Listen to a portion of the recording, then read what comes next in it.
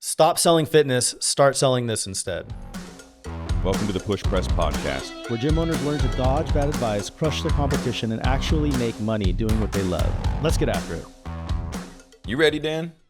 I'm ready. All right. Let's do this. Who's sponsoring this episode? Got anybody? Who's the shirt? Oh, you're right. Forgot to look. Oh, it's LC Valley. Dude. CrossFit LC Valley. It's Amanda, huh? Amanda, Big time client. Can I get a shirt? Thank you, Amanda. Can I get a shirt? I need a shirt. See it right here. Dan gave me the shirt off his back. All right. So, what are you really selling to your clients? You know, fitness at this point is a commodity, right? Like you can go out, we can go outside right now and go for a run. We can do some burpees.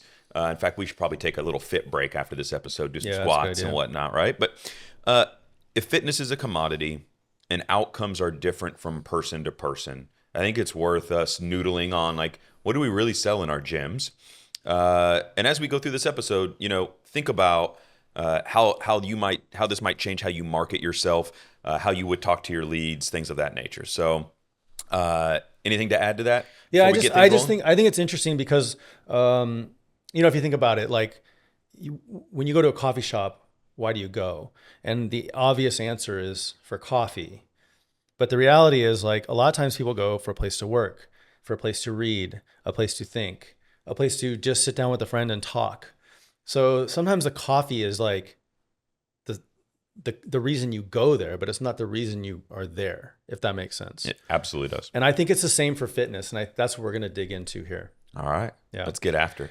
Okay. I'll kick it off. So I think one of the first things people join the gym for is really the connection to community. And I think community has been almost a commoditized word. People throw it around like, oh, my community. But they haven't really thought this through in terms of how do they position this to people they're selling to, right? Or not even who you're selling to, why people stay. Mm-hmm. And I think that's a good way to frame this is people come for fitness in general, but they stay for other things. And community is one of them. And fuck, I haven't gotten into it, but another way to actually frame this is 10% of the world out there knows that they need fitness.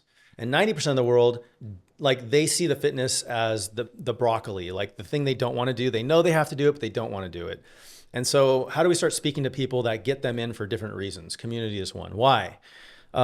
Loneliness, first of all. Like, I think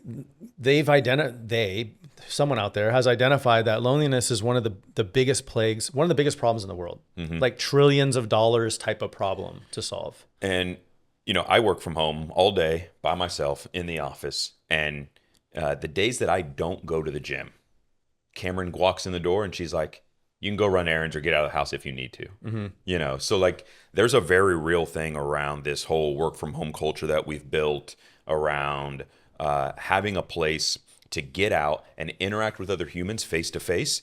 I mean, heck, we're having our entire team here this weekend for our sales kickoff. Yeah. We all see each other every day on Zoom. Yeah. There's something magical about being around other humans in person. Yeah, and loneliness is a strong word. Like, the average person won't be like, oh, I'm not lonely.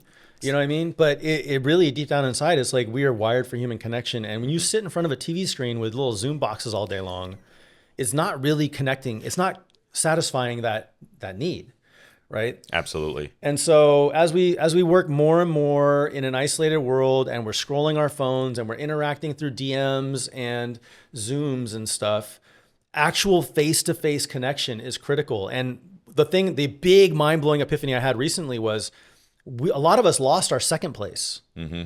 Like, I used to go into an office every day. I had a water cooler to talk to. I had a coffee pot. I had a lunch to go out with people to. I don't have that anymore. Right. You know? Right. And so, but luckily I work at home and my wife does too.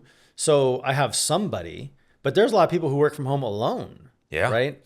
And so, or you go to a coffee shop and work and you're just around random people, like not even people you would talk to. It's the equivalent of a Globo gym, yeah, right? Exactly. Yeah. Headphones in, whatever. Yeah. Yep. Yeah. Yeah. What is it? 37% of Gen Z go to a gym to socialize. It's huge. That's over a third, right? Yep. That's their primary reason. Yep, exactly. Yeah. And another 42% of people have made friendships while keeping fit, like in their fit group. Yeah. You know, that's like-minded individuals getting together, you know, that type of thing, right? Yep. So yeah, you know, point two here, like, connection to self. So there's something about learning about what you can do with your own body, right, in a gym. And it may not necessarily be tied to a fitness outcome per se, but it is, what am I capable of? Am I pushing my own limits?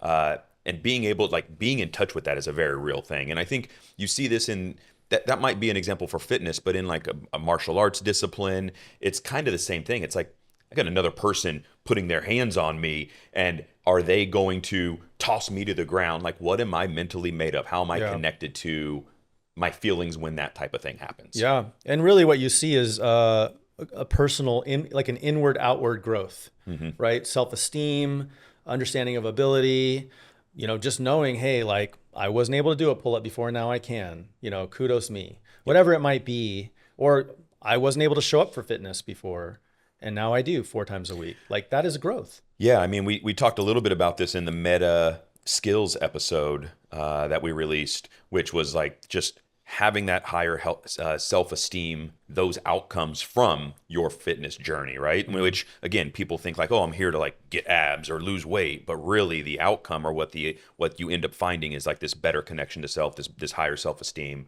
these better feelings about who you are as a human. Right. And again, fitness is an amorphous thing. Community is an amorphous thing, but actually, like, giving someone something intrinsic that they value, it is immeasurable in terms of like what that's worth to people.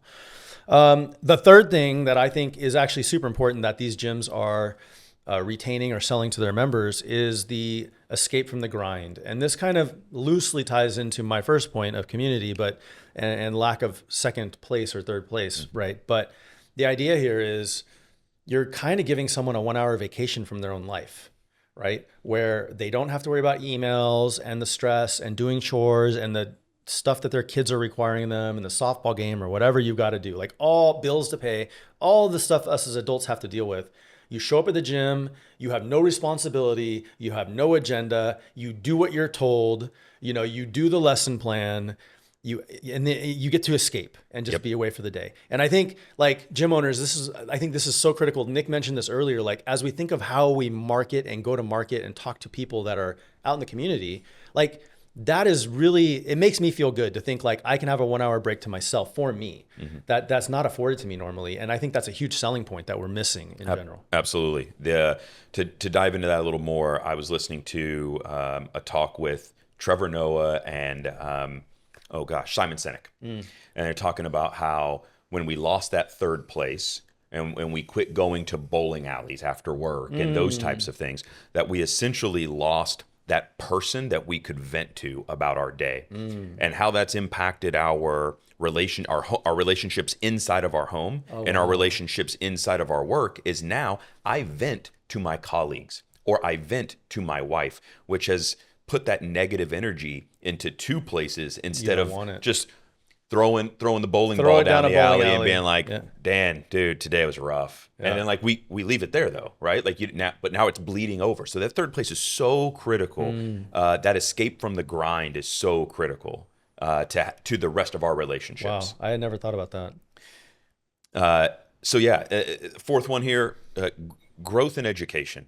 So there's something about understanding how your body moves in space, skill development, giving people a path to learn and focus on unlocking cool new things, seeing how those things blend into sport and blend into your life.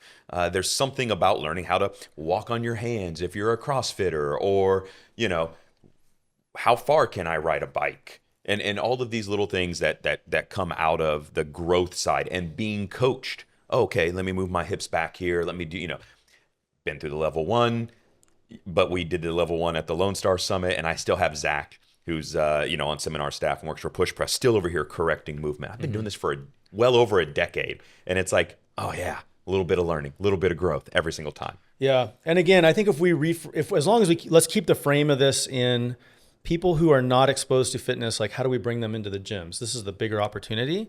There's people like me. I didn't realize this until just recently, but I'm kind of an addict for learning. Like, I like learning. I like growth. And I reflect back on my first years in CrossFit, and I remember just being a sponge. Like, oh my God, that's what a metabolic pathway is. Oh my God, this is the difference between hip hinge and, like movement patterns. Oh my God, this is why, wearing socks to my knees might make my deadlift stronger or, whatever. But the point is like the amount of education, I felt like a newborn. And the weird thing is like I'd been in my body for 30 years and I was like, I didn't even know it. Right. So there's something out there where it's just like not only in the movement pattern, but nutrition and physiology and sleep and just all of the things that you can learn in a gym when you have a coach working with you is astronomical. And I think that's super cool. Absolutely. Agreed. One more. And I think this one, again, well known. I'm doing all the obvious ones, I think. Accountability, right? Now, to me, I'm trying to think through like, how do we solve for getting the 90% of the people who don't already buy into fitness into the gym? Because if you're just selling fitness, you're attracting 10% of the market. And then like, how do we open this pie up? And what I realized, I actually didn't have this on my list to begin with, but then I thought about it and I'm like, a lot of people do fitness at home. Like the solution, everyone self-loathes, right? Everyone's watching a rerun of Seinfeld at 10 p.m. and going like, I should stop doing this, or scrolling and I should stop doing this. But, and what happens? Like they buy a Peloton, they buy some app that lets them do yoga at home. They do something where they are the test for their fitness journey and it fails. 99% chance it fails. And for those people, after they failed 2, 3, 4 times, because they probably have to keep trying, they have now unlocked this avenue of accountability because they know deep down inside they're failing because they are trying to do this themselves, right? So as we go to market, as we're talking on websites, stuff like that, it's like the accountability piece is something that you hone in on. Yep. And again, I'm going to make this point time and time again. Like I think too many websites talk about fitness, they talk about what it is that you actually do. It's like the coffee shop selling coffee and not selling a place to talk. And go one level further here. It's not go on the website and change your copy to say we hold you accountable or guaranteed results. Instead, it's more of like paint the picture of what being held accountable looks like. And so that might surface in ways of like, I guess there's a couple ways. You go like tired of failing. You could speak to the negative emotion. I personally like speaking to the positive side of the emotion of like, success as you envision it, right? Like, and people's imagination will lead to, I don't have anyone holding my hand, right? So like you can do things with your copy to insinuate accountability. What we don't want to have you do is like go through all 5 of these bullet points and like, okay, escape from the grind. Connection to self, like that, because that's not going to resonate, right? You have to speak to what the feeling is that they're going to get out of those things. Yeah, I mean, if anything, you could have an area on a page on your website that covers each of these, like why people fail, right? Absolutely. Or what people are missing. I mean, the accountability piece worked for you recently, right? You were telling me a story about this. Yeah. So I've had a nutrition coach. And I step on a scale every single day. He texted me early this morning, said, "Hey man, when can we catch up? We have a check-in call every week. If anything looks off in what I'm logging, like my metrics and everything else, he's texting me. Like, hey, dude, what happened? The data and your inputs have to It's a daily cycle, right? And I lost, 20 pounds in the last 5 months. And where did you lose it, man? Oh, dude, I'm gonna put it back on this weekend. But yeah, I think it's notable to say, like, if you talk about ICPs and people that might come in your gym, Nick's one. Like, you've been in the fitness world for a long time, and you still need accountability. Yeah. I wasn't able with the background of owning a gym for a decade and being around it for forever. I wasn't able in my early 40s here to shed the fat at the rate that I thought I should be able to without a coach. But I had all the knowledge. I had all the tools. I needed the accountability. Yeah. And you know what? The data backs that up. Because 65% of people out there are more likely to hit their goals that they have for themselves when they actually commit to another person. And of those people, 95% of those are successful when they actually schedule regularly checkups. So it sounds like whatever your nutrition coaching is doing, like they understand exactly the mechanisms to get people to follow through on what they say they want to do. Absolutely. Yeah. Absolutely. So the thing you sell, it's funny. We always have this phrase of like chocolate and broccoli, right? Like we think we're selling fitness. Clients believe they're coming in for fitness. What they're really buying is the broccoli. They're really buying these other things. I think for the most part, right? Would you agree with that? Typically, that's what most gyms, like that's the mechanism we sell fitness, and they come in and they're like, oh shit, here's a Yeah. community of like-minded individuals. I'm learning some stuff, right? Like that's the ultimate thing picture we're trying to paint here. Yeah, and I think that's the unlock that this episode is trying to get is like we put a logo on the door. We have something in our brand statement that says, we're fitness people. And I'm gonna go back to the coffee one just to take this away because everyone can relate to going, I don't know, can go relate to coffee. But like coffee shop just selling coffee is not gonna be as impactful to a coffee shop that's selling, spaces to work, places to be, ways to get work done, a place to talk to your friend. Like these are all different things than coffee. And we fucking should be sponsored by Starbucks because we mentioned so much, but like Starbucks sells subpar coffee and they're full every time you go to them, and they're full of people working, and they're full of people talking, and they're full of people doing things. And it's not the coffee that brings them there. It's not at all. Speaking of data and whatnot, we have this really cool product that you built called Gym Happy, and it collects reviews on tons of different class experiences, and it does it pretty intelligently. We won't go into the results here, but we have well over 30,000 reviews collected. Close to 50,000. 50,000 reviews collected. And we did some lightweight analysis on this, right? And some of the insights that I thought were just mind-boggling to me, as we mentioned some of this, is like learning and education. 20% of reviews mention learning and education as a key reason. And we're looking at like the 5-star, top of the line reviews that members are getting at gyms all over the world. Yep, exactly. We'll just run through the list. That's pretty cool here. So, I mean, we'll start with the chocolate or the broccoli, depending on how you look at it. Fitness and results, value delivered, 52.3% of all reviews mention something along the lines of fitness, value, which is to be expected because that's what they should be getting at the gym. But you know what? Only 52%. Yeah. And so another 45% of all the reviews mention class experience, coaching, right? Which I think goes again, we are a group fitness-based gym, but that experience matters so much. They're not going there for the sake of just to show up or just because of fitness or what have you. I mean, I think the key word there is experience. So that could Correct. be like top-notch coaching, and it could be my coach made me feel good about myself today. Yep. Right. 100%. And I will caveat, all these numbers aren't going to add up to 100% because one review could mention many buckets. Multiple things. Right. And then we'll just go down the list, like fun and recreation. Like, did you have fun in class today? Was this a fun experience? 41%. 41% of reviews. That's actually a lot higher than I would have originally anticipated. Correct. Yeah. And then next, which I actually thought would be higher, community and friendship, 38.7%. Right. So over a third of people have mentioned in their review that some aspect of community, the friends they made, the people they're around are important to them in this gym. I mean, that's still a very high percentage. Yeah, I thought it would have been like 60, to be honest. Customer service, 29%. So yeah, it goes to show, like just showing up and doing the job. One of our team members who's traveling down showed a picture in Slack yesterday. He drops into Open Gym, and the person who was running Open Gym, this was not a push press client, by the way, drops into Open Gym, and the guy who's running Open Gym is sitting in a chair with some headphones on his phone during Open Gym, just ignoring anyone else in the room, right? So like, hey, customer service is roughly 30%. Yep. Of a good review. Yep. And then, rounding it out, support and accountability. Oh, accountability, 33.6%. So again, another third talk about the support that the structures within a gym, the accountability, and then facilities, 22%. So like, do you have dried up cat shit on your doorstep or not? Like 22% of the people actually are actually leaving positive reviews saying that the facility is immaculate, the equipment's great. I love this place. And for that these matters reasons. to them. Yeah, it matters. Yep. And so to rewind back through these real quick: connection to community, connection to self, escape from the grind, growth and education, accountability. And so gym owners, every gym is built completely different.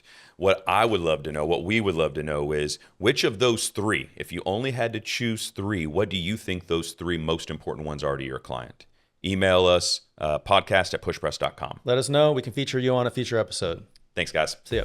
Thanks for listening to another episode of the Push Press Podcast, where we help gym owners, entrepreneurs, and fitness enthusiasts thrive with actionable insights, inspiring stories, and strategies for growth. Don't forget to follow the show to stay updated on new episodes. And if you're ready for more, join our free Facebook community for gym owners. Check the show notes for the link, and we'll see you next time. Keep raising the bar for your business and community.